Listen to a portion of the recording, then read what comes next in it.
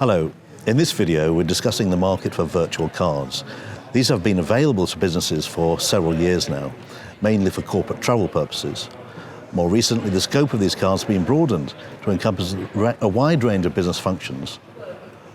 We've also begun to see the introduction of these cards for the consumer market. James Moar is the author of our recent research in this market. Okay, James, so this is a real credit card. What's a virtual card? Virtual cards are in temporary sets of card details that can be used to make payments. So they're essentially random assortments of numbers for the card number and the authentication code at the back of the card that you use to make a payment. These can be either valid for a single transaction or a limited number of transactions, or to a specific client, any kind of set of permutations that you need to essentially limit the scope of use for a particular card, which increases the security of card transactions. Okay, so what's the attraction to a business user? They can be centrally controlled very easily. You can set up cards to only be accepted for payments to a particular client, for particular transactions and those sorts of things. So instead of giving a corporate card to an employee to make a booking for travel or expenses, you can make the employee say they need X amount of money on a virtual card to make a particular payment, issue the card, you can make the payment, and then those details can never be used again. You minimize risks of misuse of company money when you do that, because the card can't then be taken off and used somewhere else. And it's also difficult for cyber criminals to use. If the card details are intercepted, then it's essentially useless because you can't use them to pay for anything else apart from those single connections. You do see some more persistent ones out there that are called ghost cards rather than necessarily virtual cards, but again, they can be restricted quite easily to be only for certain types of payment, and even where they are intercepted, they can be cancelled as soon as it's found out. Okay, so from the virtual card provider's perspective, what strategies are they pursuing over the next few years? They're part of the overall sell to make businesses use corporate cards more generally, which is a little hard given how many alternative methods of payment there are in the B2B space. We've seen vendors who can offer cash rebates to their users and then say, well, you use this card, you can almost make your expenses some form of a revenue stream. And as well as the overall fraud benefits, the security play is still the main one from the business point of view, though. Sure. It all seems very business orientated. How much of a consumer market is there, and what does the research say about this kind of market? The consumer market is smaller than the business market. We are anticipating over $1 trillion in transaction value in 2022 from the business side, whereas the consumer side, we're seeing about 630 million or so. The consumer side is difficult because it's only something that you can spend on a computer almost, because you need to be making online purchases in order for it to work most of the time, and it also means a little bit more effort for the consumers to use it. You have to install browser extensions and do this sort of thing, and that's why PayPal, who did offer this sort of thing to consumers in the past, have pulled out of it.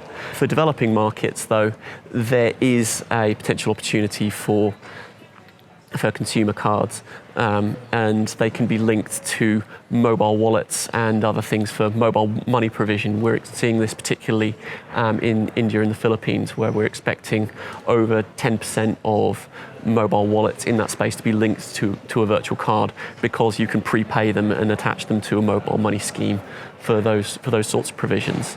In markets like the US and Europe, we're seeing virtual cards be more part of a through-going play on privacy. You're seeing people who can offer password management and that sort of thing, also offering virtual cards in an effort to keep people's payment details secure and separate from their online life.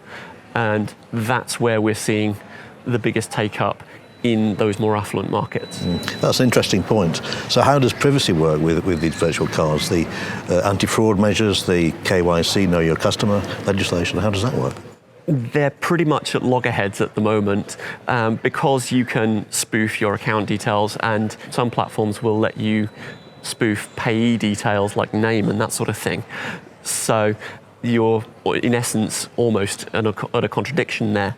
But we've not really seen anything shake out in terms of the regulation and the laws around this, because there's not been any points where it's been brought up in any particular cases, but they are on a collision course for something in the future, at least where they aren't being offered by banks. When virtual cards are offered by banks, then they can be tied quite directly to a consumer and their existing bank account details and their existing financial records. Where you're seeing players like Bank of America and Capital One offer some quite innovative services for virtual cards, that's less of a problem because it can be tied back directly much more easily. Okay, interesting. So finally, where does Juniper see the market going from here in terms of market size, and what kind of challenges do you see? Yeah, we see the market overall being over $1 trillion in transaction volume in 2022. Around 2% of that will be revenue for the virtual card providers. That will come down at some point in the future because this space is at the moment quite unregulated, and so we're expecting, because an awful lot of these providers are charging quite high fees to suppliers and using almost coercive terms with their suppliers, that there'll be some regulation in, as there has been with Visa and MasterCard, those sorts of transactions, to bring those rates down, particularly in Europe, where the European Union has been quite keen to protect the small merchants and the consumer side. So those revenues will decrease over time, and regulation as a whole is going to be the big issue for virtual cards going forward.